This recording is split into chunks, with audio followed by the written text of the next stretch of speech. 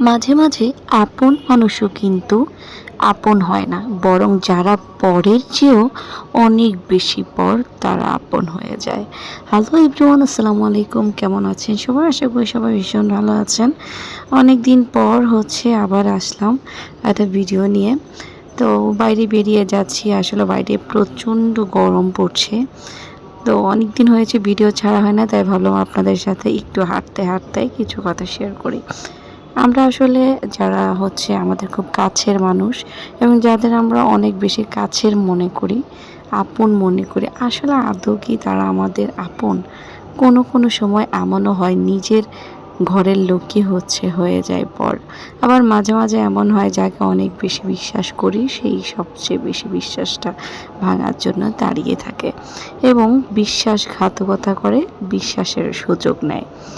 যাই হোক, আসলে প্রত্যেকটা মানুষ তার নিজের কর্মফল ভোগ করবে, এটা আমি বিশ্বাস করি। আর এটাই সত্য।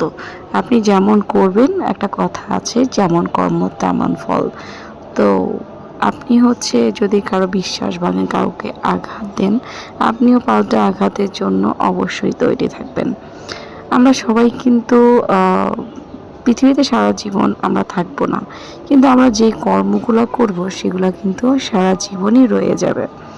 তো আজকে আসলে আমার কাছেরই, নাম বলবো না আর কি, খুব কাছের একজন মানুষের সামান্য একটা ব্যাপার নিয়ে আসলে এত বেশি রাগ করেছে, কি বলবো। আসলে এরপর থেকে মনে হয়েছিল যে কাকে আপন ভাবা যায়, যাকেই আপন ভাববি সবার আগে সেই ধোকাটা দেয়।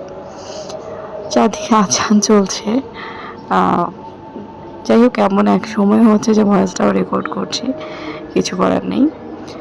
তো আপনারা যারা সবসময় আমার ভিডিও দেখেন, অবশ্যই লাইক সাবস্ক্রাইব করে রাখবেন, যেন আমার পরবর্তী ভিডিওগুলো আবার পেয়ে যান। আসলে কম বেশি ব্যস্ততা থাকে, সেই জন্য সবসময় ভিডিও দেওয়া হয় না, বাট খুব মিস করি আপনাদের, যে আপনাদের যে প্রতিক্রিয়াগুলো বা আপনারা যে আমার ভিডিও দেখেন, এটাই আমার ভালো লাগে।